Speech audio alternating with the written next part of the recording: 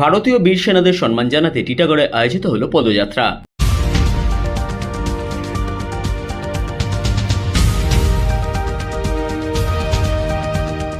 কাশ্মীরের পেহেলগাঁওয়ে পর্যটকদের উপর জঙ্গি হামলার ঘটনার পর ভারতীয় সেনাবাহিনীর পক্ষ থেকে জঙ্গিদের উপর পাল্টা আঘাত আনা হয়। দেশের বীর সেনাদের প্রতি শ্রদ্ধা জ্ঞাপন করে টিটাগড়ে আয়োজিত হলো পদযাত্রা। এই পদযাত্রা টিটাগড় পৌরসভার সামনে থেকে শুরু হয়ে বিটি রোড ধরে টিটাগড় ব্রহ্মস্থানে গিয়ে শেষ হয়।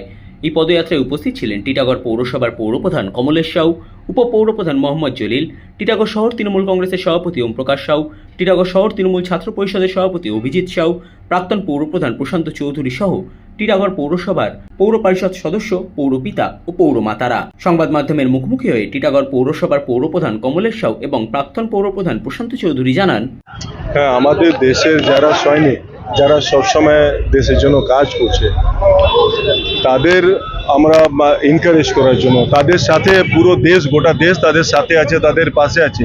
সেই জন্য আজকে আমাদের জননেত্রী মমতা ব্যানার্জির নির্দেশে সারা পশ্চিমবঙ্গে জুড়ে তৃণমূল কংগ্রেস কর্মী নিয়ে আমরা সবাই মিছিল বের করছি, যাতে আমরা আজকে বলতে পারছি, দেখাতে পারছি যে আমরা গোটা দেশ কিন্তু সৈনিকদের সাথে আছে।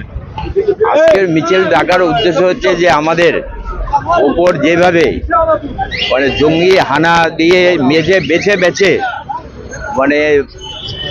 পুত্র কন্যা সবার সামনে যেভাবে জঙ্গিরা গুলি করে আমাদের লোকদের মারে, তার প্রতিরোধে যেভাবে ভারতীয় সেনাবাহিনী আমাদের লড়াই করে দেখিয়েছে।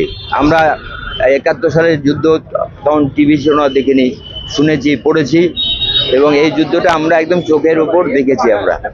তাই সেই সৈনিকরা যারা আমাদের মুখ সারা পৃথিবীর কাছে ভারতবর্ষের মর্যাদা একটা এত বড় জায়গায় নিয়ে গেছে, সেই জন্যে আমরা সবাই একত্রিত হয়ে তাদের পাশে আছি এটা জানানোর জন্যে আমাদের দলের নেত্রীর নির্দেশে সারা বাংলা জুড়ে শনি এবং রবিবার আমাদের এই মিছিল চলছে।